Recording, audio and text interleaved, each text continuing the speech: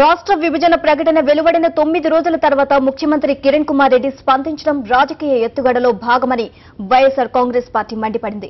విభజనకు YS Rajasekhara Reddy ఆద్యుడంటూ CM Kiran చేసిన వ్యాఖ్యలు ఆయన దివాలా కోరుతనానికి నిదర్శనమని వైఎస్ఆర్సీపీ ఎమ్మెల్యే భూమన కరుణాకర్ రెడ్డి ఆగ్రహం వ్యక్తం చేశారు.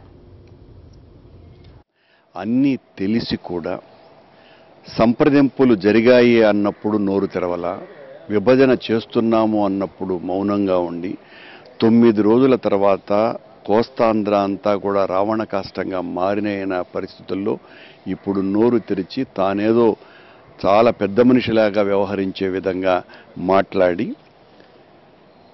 ముఖ్యంగా దీనికంతటికీ రాజశేఖర రెడ్డి గారు ఆద్యుడు అనని తన దుర్మార్గపు పోకడని మరొక్కసారి ప్రపంచానికి చూపించినారు. తను భాగం కదా, సిడబ్ల్యూసీలో మీటింగ్కి వెళ్ళాడు కదా, అనేక సార్లు అతనితో సంప్రదింపులు చేశారు కదా. చేసినప్పుడు నీ అభ్యంతరాన్ని నువ్వెందుకు ప్రకటించలా?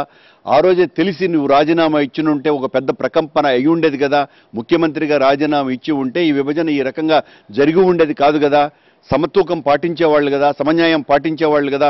ఒక సాక్షాత్తు ఒక రాష్ట్ర ముఖ్యమంత్రి ఈ విభజనకు వ్యతిరేకంగా నిరసన వ్యక్తం చేస్తున్నాడు, రాష్ట్ర హోదాని మానివేస్తున్నాడు, వదులుకుంటున్నాడు అని తెలిస్తే ఖచ్చితంగా వేరుగా ఉండేది. కానీ అప్పుడంతా పూర్తిగా మౌనం దాల్చాడు.